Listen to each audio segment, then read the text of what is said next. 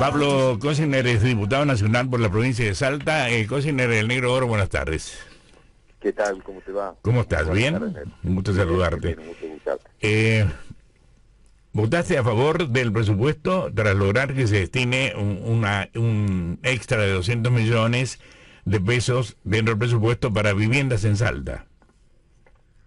Sí, en realidad votamos nosotros para que la Argentina tenga presupuesto por una cuestión de fondo, que Sí, tiene sí. que ver más allá de las obras de la provincia. No tener presupuesto es entregarle al jefe de gabinete de ministros una suma arbitraria casi de más de 1 billón de pesos de libre disponibilidad.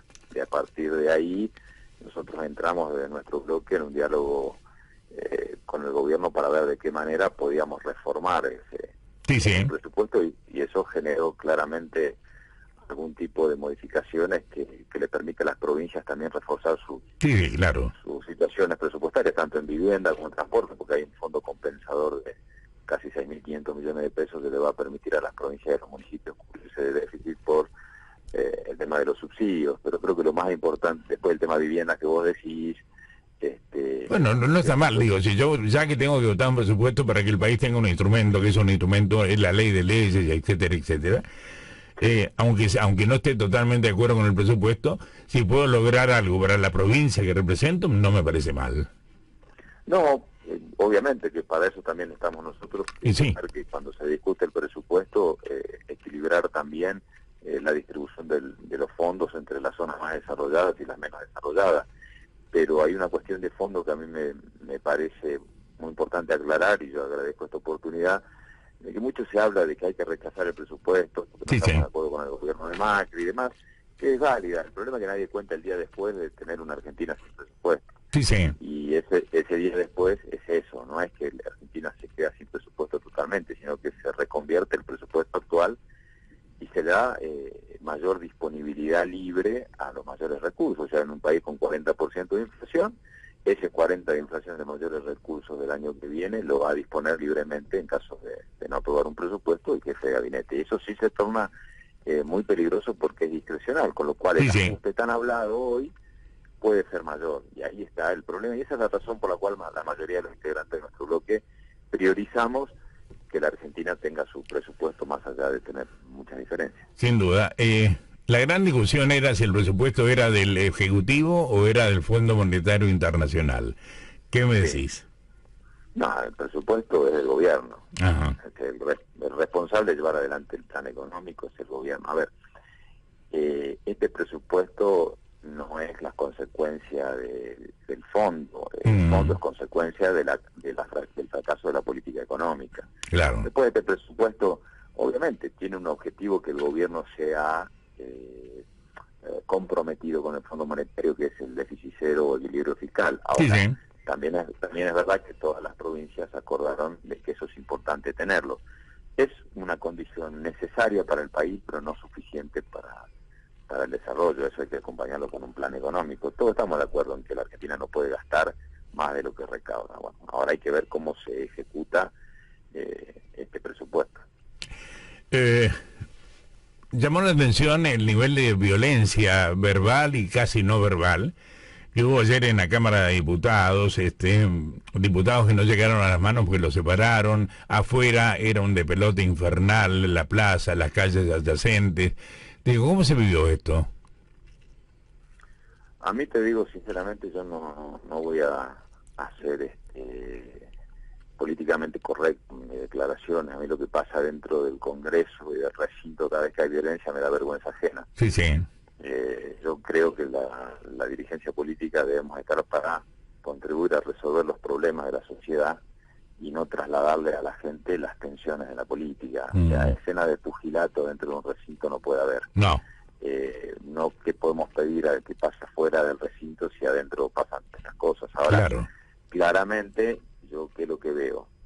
A ver, el Estado tiene que asegurar en estos casos dos cuestiones fundamentales: que funcionen las instituciones normalmente por un lado, y por otro lado que la gente que quiera protestar libremente, legítimamente y responsablemente lo haga. Ahora bien, también es claro que hay gente que le es funcional que las instituciones se compliquen y que las sesiones no se hagan y que la violencia se profundice. eso no está bueno, digamos, ¿no? No. Nosotros, digo, el problema de la Argentina es económico, sí, pero para mí, mi opinión personal humilde, hay un problema muy superior al económico, que es actitudinal y es cultural respecto a la grieta y a las diferencias. Sí, sí. Si no somos capaces de reconocernos con diferencias y creer que somos uno enemigo que otro y que para que no salga un presupuesto vale todo, estamos complicados y es como que no tenemos destino. Eso es lo primero que tenemos que resolver para después empezar a resolver la cuestión económica. Sí, y particularmente yo que vi parte de la sesión aquí en la radio, después en casa, etcétera, etcétera.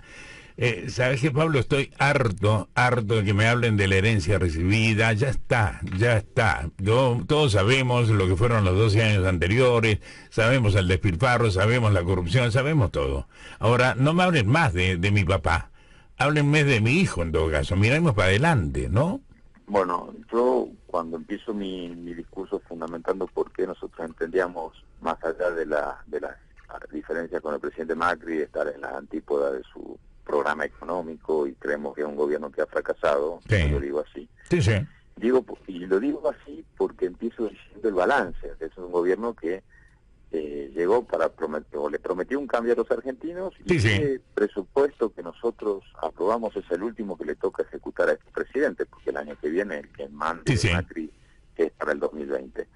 Es tiempo de balance y yo tomé 4 puntos: pobreza cero, Sí. inflación, trabajo y ajuste. Y en los 4 la situación se ha empeorado, Sí. más allá de la herencia recibida. Sí. Entonces, me parece que también ya es tiempo de balance y este gobierno en su balance no prometió el cambio que le prometió, que debía cumplir con los argentinos, porque cuando Macri llega al balotaje del 51%, lo hace con la gente que lo había votado en la primera vuelta, Sí. pero también con gente que en el balotaje se sumó para que no gane Scioli, esa es la realidad. Sí, sí. Bueno, a esos Macri no les cumplió. A los que no lo votamos, bueno, sabíamos o presumíamos que esto podía pasar, pero y eso por la profunda decepción que Claro, hay en todo la caso, mayoría. Pablo Cosiner, digo, no me eches la culpa a mí de que vos hiciste mal la auditoría de la empresa que querías comprar.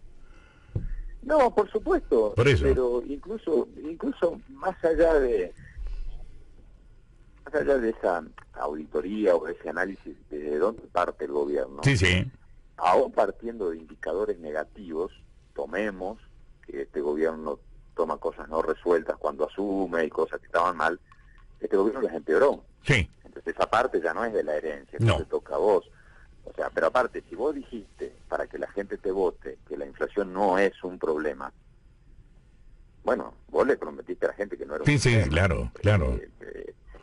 Si vos le dijiste que no vamos a hacer Venezuela y hoy ves la escala de ranking de países con inflación, Sí. viene Venezuela, 3 países africanos y después venimos nosotros. Sí, Entonces, estamos peor que Sierra Leona, que Angola, que Sudán. entonces, yo creo que ahí es donde el gobierno, más allá de las cuestiones no resueltas o negativas que pueda haber heredado, que evidentemente las debe haber habido, y nadie las niega, pero el problema es que vos llegaste prometiéndole a la gente que las ibas a resolver, y ya entras en el último año de mandato y no podés seguir hablando de lo que te dejó el gobierno anterior. No.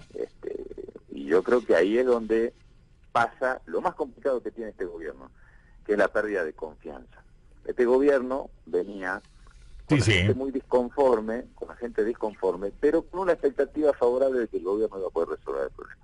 El problema de hoy es que el gobierno ha perdido confianza, y eso es lo más complicado creo que hoy tiene.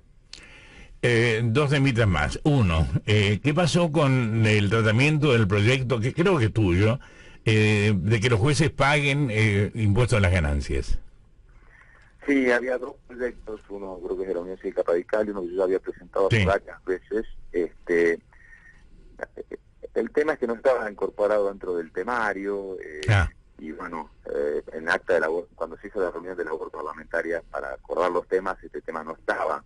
Hubo una moción sobre el fin de la sesión ayer, casi a las 6 de la mañana, y no estaba la unanimidad de todos los sectores de tratarla. Entonces, para no complicar toda la sesión, se le dio preferencia para la próxima sesión, pero creo que es un tema que tenemos que sincerarlo. Mi criterio es que acá no debe haber sectores con privilegio y que todos deben pagar impuestos a las ganancias. Y la segunda pregunta te quería hacer, hay impuesto a los bienes personales, ¿verdad? Sí. ¿Por qué quedan exentos los inmuebles rurales? Bueno, en realidad no va a quedar exento, tienen una alícuota especial, hubo una reforma, un planteo que hace algunos sectores del campo, porque entienden que hay doble imposición a partir de otros impuestos que plantean, y bueno, el oficialismo plantea una modificación sobre esa cuestión, pero no van a quedar exentos, digamos, hay una modificación a la alícuota. Una modificación a la alícuota. ¿Van a pagar? Exactamente. Pero con una sí. Sí, con una modificación a la alícuota, exactamente. Esto va al Senado, sale del Senado, obviamente. Yo entiendo que sí, que el presupuesto estaría, creo yo, teniendo la posibilidad de salir. Hablé yo con el senador Pichetto, en cuanto que esto, nosotros lo venimos trabajando conjuntamente con por lo menos con el interbloque de Argentina Federal de la Cámara de Senadores. Trabajamos muy en equipo con ellos, y hay una definición más que técnica, política, sí, sí. Una misma visión, que yo entendería que, sin querer anticipar cuestiones, que la visión que tiene el bloque de senadores peronistas de Argentina Federal es muy parecido al que tenemos nosotros. Y yo sé que el senador Pichetto comparte esta visión de decir somos oposición a Macri, sí. No coincidimos con él, pero también cuando nosotros éramos gobierno reclamamos tener presupuesto, esto también hay que decirlo, y eso no lo digo yo al final del discurso, sí. Hagámonos cargo de toda nuestra historia.